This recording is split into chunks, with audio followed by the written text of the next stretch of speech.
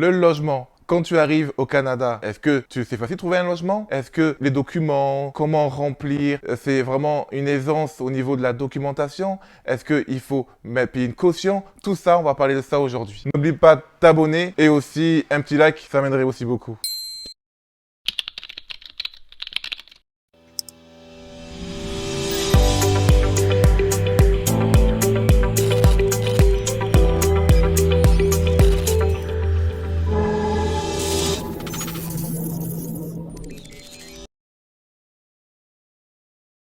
Alors, pour chercher un logement, tu peux le faire sur place ou tu peux le faire aussi de ton pays d'origine. Moi, je pense que c'est comme ça que moi j'ai procédé et que beaucoup de personnes procèdent, c'est de le faire directement ici.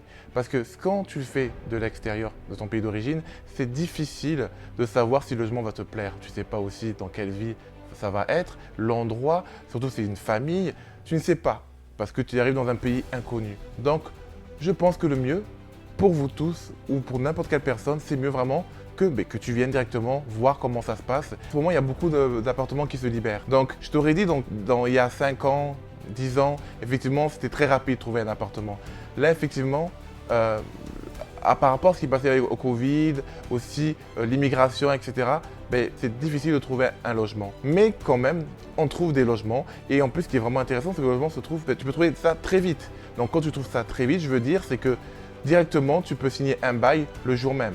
Donc, dès que tu vois un appartement qui te plaît, tu peux signer directement sans payer quoi que ce soit. Si vous voulez vraiment venir au Canada, le mieux vraiment, c'est venir en période de festivité par rapport, on va dire, en été.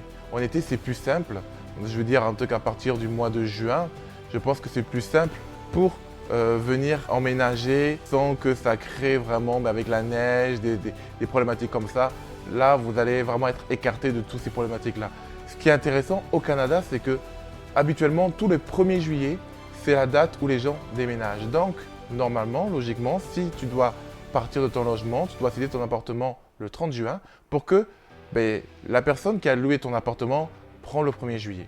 Donc, je pense que le mieux, vraiment, c'est cette période-là en été. Mais après, que ce soit juin, même juillet, même août, c'est faisable. Mais je te déconseille vivement de faire ça en hiver. À partir du mois de novembre, c'est un peu délicat. Au niveau des documents à remplir, c'est vraiment simple. Il faut juste le bail. Le bail que vous allez signer entre locataire et propriétaire aura un délai jusqu'au 1er juillet de l'année suivante. La plupart du temps, c'est toujours le 1er juillet, mais parfois, le propriétaire peut mettre une autre date. Tu peux tenter avec ton propriétaire, mais le plus souvent, c'est le 1er juillet. Donc, c'est le 1er juillet. Quand tu quittes ton logement, tu as jusqu'au 30 juin pour quitter le logement. Sinon, tu peux le renouveler au fur et à mesure tous les 1er juillet. Donc, c'est le seul document qu'il faut, c'est le bail et bien sûr payer le mois en cours. Il faut faire attention. Effectivement, le propriétaire peut te demander de payer bien sûr 3 mois de loyer en avance ou une caution ou un dépôt de garantie et anyway, beaucoup de choses. Ça, c'est vraiment interdit par la loi car la régie du logement, qui est vraiment une identité qui aide les locataires, mais aussi les propriétaires bien sûr, mais plus souvent les locataires parce qu'il y a beaucoup de problèmes au niveau des propriétaires, on va dire, profitent du système pour prendre plusieurs loyers en cours ou des cautions, des choses comme ça. Normalement, c'est vraiment interdit, donc vraiment faire attention. La seule chose que vous devez payer, c'est le mois en cours et remplir le document et signer le bail. Surtout un conseil qui est vraiment très important.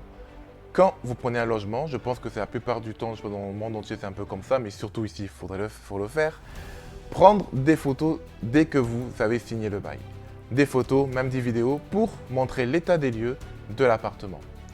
Par rapport à ça, ça évite que le propriétaire porte plainte à la fin du bail pour dire qu'il y a des défauts dans l'appartement et lui aussi peut porter plainte à la régie du logement pour demander tout simplement de payer les réparations qu'il y a dans la maison que vous avez pu subir.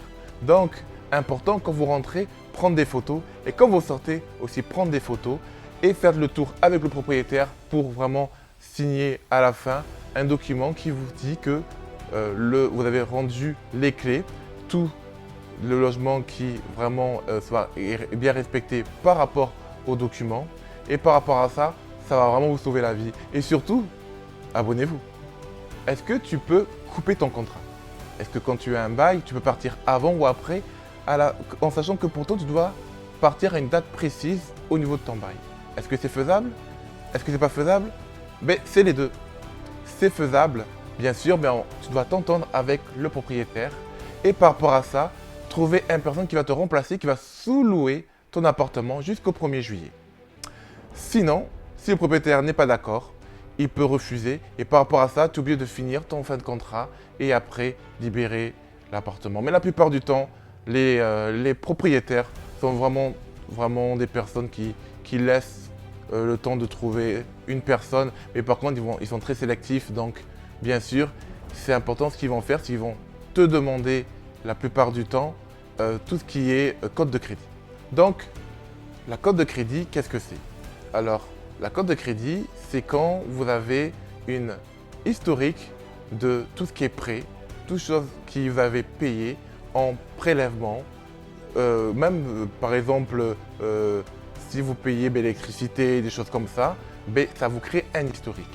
Et on voit si vous payez à un moment, vous n'avez pas des retards, ça vous crée un historique. Par rapport à ça aussi, si vous n'avez pas payé votre bail sur un autre appartement, par rapport à ça, ça va être inscrit dans votre historique de crédit. Donc, ce document-là, ils vont le prendre. La plupart du temps, quand vous venez au Canada et que vous êtes dans notre pays, vous n'avez pas ce document. Donc, vous n'avez pas d'historique de crédit. Donc, qu'est-ce qu'il faut faire? Tout simplement, ils vont vous demander parfois de payer 2 à 3 mois en avance.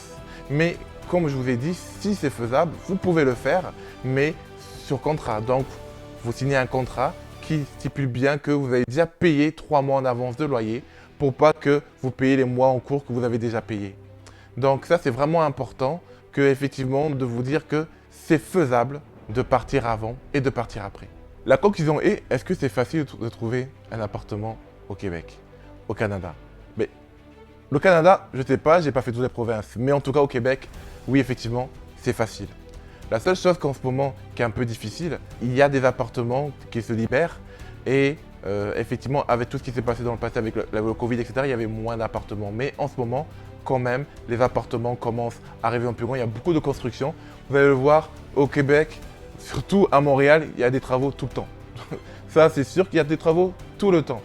Donc, comme je vous dis, c'est vraiment facile de trouver un appartement. La code de crédit, c'est important de vous dire que vous n'avez pas de code de crédit, donc on pourra peut-être vous demander de payer 2 ou 3 mois de loyer en avance, ou peut-être non. Ça va dépendre vraiment du propriétaire et de la confiance que vous avez entre locataire et propriétaire. Et pour finir, le plus important aussi, c'est que quand vous venez dans un appartement, prenez des photos, prenez des vidéos, rassurez-vous. C'est important que, comme je vous l'ai dit, c'est important au niveau de ces conclusions. Et pour finir, surtout, la régie. La régie du logement est là pour vous aider. Vous avez des questions, vous avez des problèmes avec le propriétaire, ou peut-être, et moi je le souhaite, vous serez peut-être propriétaire, vous avez des problèmes avec vos locataires.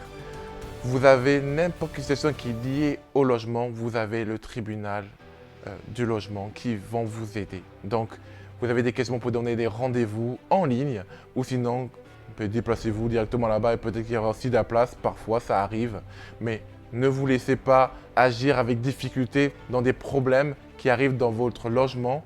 Essayez de vous entendre avec le propriétaire. Si vous n'arrivez pas, n'hésitez surtout pas à vous renseigner par rapport à Régie de logement. Ils seront ravis de vous aider et ils sont là pour ça dans tous les cas. Et en plus, c'est gratuit, donc n'hésitez surtout pas. Voilà, la vidéo se touche à sa fin. Donc merci d'avoir vu cette vidéo. Merci à tout le monde.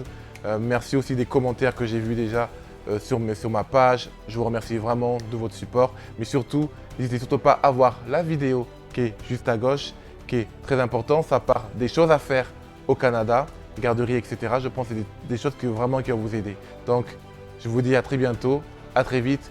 Moi, au niveau du logement, je ne pense pas avoir vraiment eu de problème. Enfin, je crois pas. Bon, en tout cas, merci encore et à bientôt. Bye bye.